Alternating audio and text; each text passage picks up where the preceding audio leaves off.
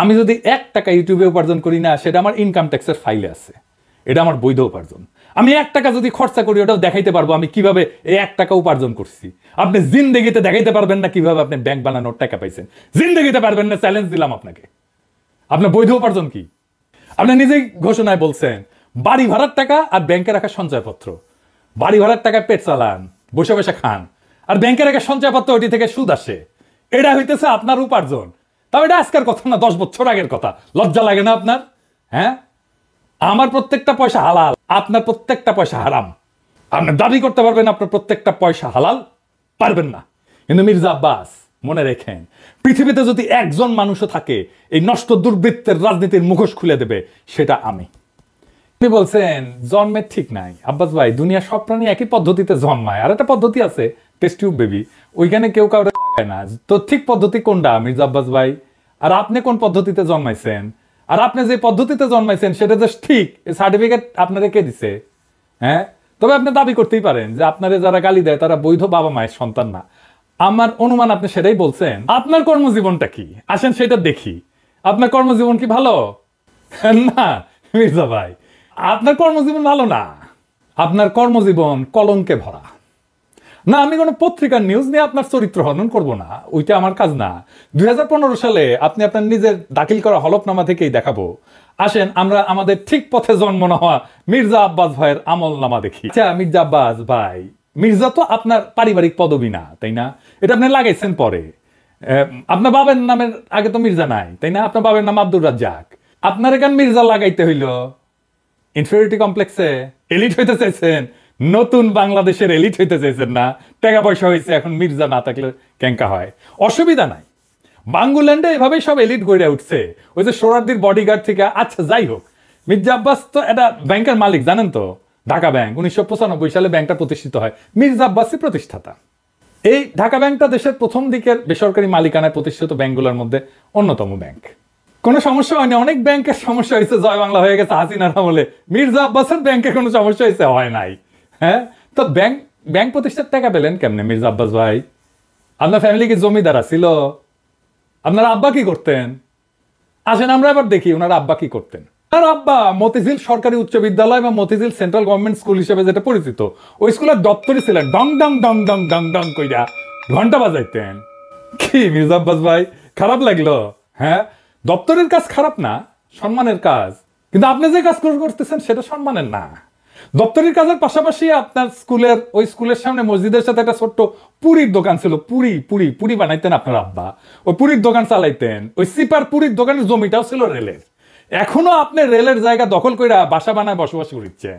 হয়তো পরের জায়গা পরের জমি, ঘর বানাই আমি রই, আমি তো ভাই জমির মালিক নই। দপ্তরে থাকাটা কোনো অপরাধ না, লজ্জারও না। কিন্তু ওই অবস্থা থেকে ব্যাংক মালিক হওয়ার জার্নিটা আমরা বুঝে দেখতে চাই। কেমনে বাংলাদেশের এলিট তৈরি হয়েছে, কেমনে বাংলাদেশের পলিটিশিয়ানরা তৈরি হয়েছে, কেমনে বাংলাদেশের রাজনীতিতে দুর্বৃত্তায়ন হয়েছে। 1991 সালে প্রথম এমপি হন মির্জা আব্বাস। তারপরে কিছুদিনের মধ্যে ঢাকার মেয়র, আর 4 বছরের মধ্যে ব্যাংক মালিক। এমপির বেতন কত মির্জা ভাই? মন্ত্রীর বেতন কত? 1-1.5 লাখ টাকা সেই সময় মাসে, তাই না? তো কোন জাদুর কাঠি পাইলেন যে ব্যাংক বানানোর টাকা পাইছেন? এমপি হওয়ার আগে কি করতেন আপনি? আপনি ছিলেন কমিশনার। কমিশনারের বেতন কত?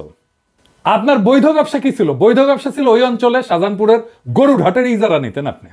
সেই 75 পরবর্তী সময় কমলাপুর রেলওয়ে যত ঠিকাদারি, সড়ক পরিবহন সহ আরো বহু জায়গা থেকে চাঁদা উঠাইতেন। চান্দা তোলাটা আপনার পুরানো অভ্যাস, তাই চান্দা তুলে আমাদের টাকা দিতে চায় যেন আমরা ইউটিউবিং ছাড়ি।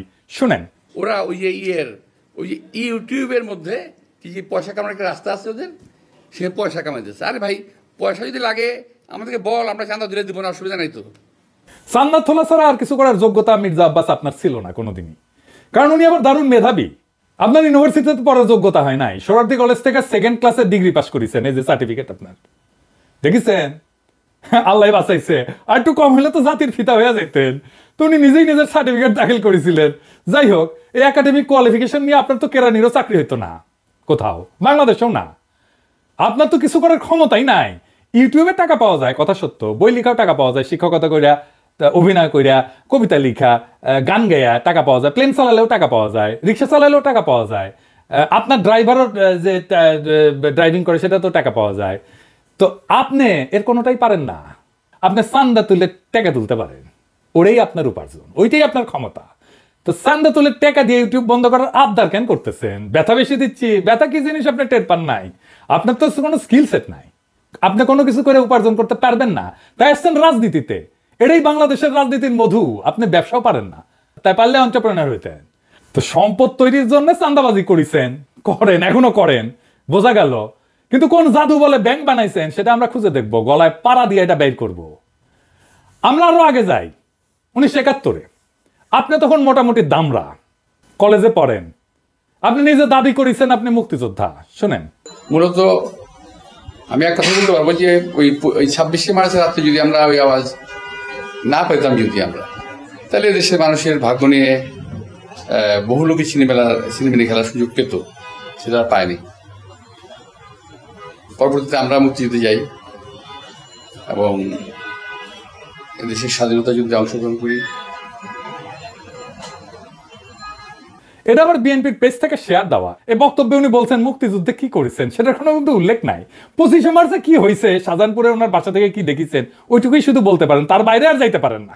তার বাইরে গেলে জিয়াউর রহমান মুক্তিযুদ্ধের ঘোষণা অমুক তমুক ওই জায়গায় চলে যান। উনি কোথাও মুক্তিযুদ্ধ করেন নাই। কোন সেক্টরে যুদ্ধ করেছেন, কোথায় ট্রেনিং নিছেন, কারা ছিল সহযোদ্ধা, মিছা কথা কইতে লজ্জা লাগে না? মির্জা আব্বাস, এটা চেনেন? 1971-এ পাকিস্তানি বাহিনী তার নাম শুনলে কাপড় নষ্ট করে ফেলতো। ঢাকার গেরিলা মুক্তিযোদ্ধা সাদেক হোসেন খোকার দলের। আমি তার কাছ থেকে জানছি আপনি মুক্তিযুদ্ধ করেন নাই। এমনকি আপনি এই যে যারা মুক্তিযুদ্ধ করছে একই সময় ঢাকায়, আজম খান, ইকবাল সুফি, আলমাস লস্কর, কাজী মোহাম্মদ হেদায়েতুল্লাহ, মোহাম্মদ শফি, খুরশিদ আব্দুল মতিন, আবু তাহের, মোহাম্মদ বাশার, খন্দকার আবু জায়েদ, জিন্না, ফরাদ জামিল, ফুয়াদ, মোহাম্মদ শামসুলুদ্দাহ, ডক্টর নিজাম, জাহের, কোসি, ঢাকার মুক্তিযুদ্ধের সেই উজ্জ্বল নামগুলা কারো বন্ধু সার্কেলের লোকও আপনি ছিলেন না। 1971-এ মুক্তিযুদ্ধের যাওয়ার সাহস হয় নাই, আজ এসছেন 71 বাঁচাইতে, দ্বিতীয় স্বাধীনতাকে অস্বীকার করতে। বাহ বাহ, চমৎকার চমৎকার। আর এক জাফর ইকবাল রাজনীতিতে আবার বলছেন আমরা নাকি হাসিনারে যারা সমর্থন করছে সে ব্যবসায়ীদের বিরুদ্ধে কিছু বলি না। শেখ হাসিনা সরকার, কিন্তু হাসিনা যাওয়ার পরে আপনার সামনে কেন সময় টিভির মাইক্রোফোন এডিটর সাহেব বড় কইরা দেখান, মাথার উপরে কেন চ্যানেল 24-এর লোগো? ওটা কি আপনার দুলাভাই লাগে নাকি আপনার চান্দা দেয়? আবার শোনেন, বলতেছে আমরা নাকি সবার পিছিয়ে লাগি। এই গোষ্ঠী কখনো বাংলাদেশকে স্থিতিশীল থাকতে দেবে না। কখনো আমার বিরুদ্ধে, কখনো ওর বিরুদ্ধে, কখনো তার বিরুদ্ধে লেগেই থাকবে। আপনারা অপেক্ষা করেন, কদিন পরে তারা ইউনূস সাহেবকে ধরবে। আমি এটা বলে দিচ্ছি আমি আপনাদেরকে, কদিন সাহেব পরে তারা ডাক্তার ইউনূস সাহেবকে ধরবে। কার পিছে লাগিছি? ইন্ডিয়ান লেসপেন্সারি যারা করে তাদের পিছে লাগিছি। প্রফেসর ইউনূসের পিছনে নাকি আমরা লাগবো? অবশ্যই লাগবো যদি প্রফেসর ইউনূস ইন্ডিয়ান লেসপেন্সারি করে। ইন্ডিয়ান লেসপেন্সারি বাদ দেন, তারপরে আইসেন আলাপ করতে। আমাদের কাছে খবর আছে, বুঝছেন, সব খবর আছে। কি করেছেন হাসিনার আমলে, কেমনে কারে ম্যানেজ করেছেন, সব খবর আছে। আমি যদি 1 টাকা ইউটিউবে উপার্জন করি না, সেটা আমার ইনকাম ট্যাক্সের ফাইলে আছে, এটা আমার বৈধ উপার্জন। আমি 1 টাকা যদি খরচা করি, ওটাও দেখাইতে পারবো আমি কিভাবে এই 1 টাকা উপার্জন করছি। আপনি জিন্দেগিতে দেখাইতে পারবেন না কিভাবে আপনি ব্যাংক বানানোর টাকা পাইছেন, জিন্দেগিতে পারবেন না। চ্যালেঞ্জ দিলাম আপনাকে। আপনার বৈধ উপার্জন কি? আপনি নিজেই ঘোষণায় বলছেন বাড়ি ভাড়ার টাকা আর ব্যাংকে রাখা সঞ্চয়পত্র। বাড়ি ভাড়ার টাকা পেট চালান, বসে বসে খান, আর ব্যাংকে রাখা সঞ্চয়পত্র ওইটি থেকে সুদ আসে। এটা হইতেছে আপনার উপার্জন। তাও এটা আজকের কথা না, 10 বছর আগের কথা। লজ্জা লাগে না আপনার? হ্যাঁ, আমার প্রত্যেকটা পয়সা হালাল, আপনার প্রত্যেকটা পয়সা হারাম। আপনি দাবি করতে পারবেন আপনার প্রত্যেকটা পয়সা হালাল? পারবেন না। বুকে হাত দিয়া বলবেন, আল্লাহর কসম কাইটা বলবেন, দেখাই দেবেন আপনার উপার্জন কিভাবে হয়েছে, কেমনে আপনি ব্যাংক করছেন। আপনি কাউরে না কাউকে বঞ্চনা করে সুবিধা দেওয়া ভয় দেখায় যে টাকা উপার্জন করছেন, সে উপার্জনের টাকা দিয়ে ক্যাডার পালেন, সে ক্যাডার ভোটে জিতায়, আর অনুপার্জিত টাকায় ভোট কিনা এমপি হয়ে যান আপনি। আপনার দলের লোকেরা ভোটের কথা বলে, ভোটের কথা গপ্প শুনে না আমাদেরকে। নমিনেশন কিনতে হয় পার্টি থেকে চান্দা দিয়া, তারপরে টাকা ছিটায় ভোট কিনতে হয়, কেন্দ্র দখল করতে হয়, জাল ভোট দিতে হয়। এই দিয়েই চলছে এতদিন। ভোটের শক্তির রোয়াব দেখায়েন না, ওই রোয়াব আমরা ফুটে করে দিতে পারি। জুলাই বিপ্লবের আকাঙ্ক্ষা ছিল এই বন্দোবস্তের পরিবর্তন, সত্যিকারের মেধাবীদের দিয়ে রাষ্ট্র চালানো। আপনার কোনো স্কিল নাই মন্ত্রী হওয়ার, আপনি রাষ্ট্র জিনিসটাই বোঝেন নাই, আপনি রাজনীতিও বোঝেন নাই। ক্ষমতা আপনার কাছে টাকা উপার্জনের মৌকা, আর কিচ্ছু না। মির্জা ফখরুল বলছেন আমরা কোথায় নিয়ে যেতে চাই দেশকে। শুনেন, সোশ্যাল মিডিয়াতে কিছু নতুন নতুন আমি বলি কুতুব আবির্ভূত হয়েছে। তারা বাংলাদেশকে কোথায় নিয়ে যেতে চায় আমি জানি না। আমরা দেশ থেকে ফ্যাসিবাদের সমস্ত কলঙ্ক চিহ্ন মুছবো। আমরা বাংলাদেশে ভারতের তালুকদারি বন্ধ করব চিরতরে। আমরা বাংলাদেশে একটা সাম্যের ইনসাফের রাষ্ট্র করব। আপনারা মির্জা ফখরুল সেই স্বপ্নের সামনে বাধা হয়ে দাঁড়ায় আছেন। দেশের জনগণ জানে, বুঝতে পারে প্রফেসর ইউনূসকে কেন তাড়ানোর চেষ্টা করতেছেন, কেন দ্রুত নির্বাচন চান। জনগণের জন্য প্রফেসর ইউনূসের এই অতি অল্প সময়ের শাসন হয়ে থাকবে একটা স্বপ্নের মতো, এক অলিক সম্ভাবনার মতো, এক বিদ্যুৎ চমকের মতো সময়। তারপর বাংলাদেশ আবার ফিরে যাবে আপনাদের সেই আদিম জমিদারি ব্যবস্থায়, আপনাদের সেই মাফিয়া শাসনে। আবার কালো টাকা এবং পেশি শক্তির মাস্তানেরা গাড়িতে পতাকা ওড়ায় ঘুরবে, হেলিকপ্টারে চড়বে, দলীয় মাজারের খাদেম আবার আমাদের ভয়ে ভয়ে বাঁচতে হবে। ক্ষমতার অঙ্গুল হেননের নিয়ত নির্দিষ্ট হবে আমাদের মতো ছোটখাটো মানুষদের।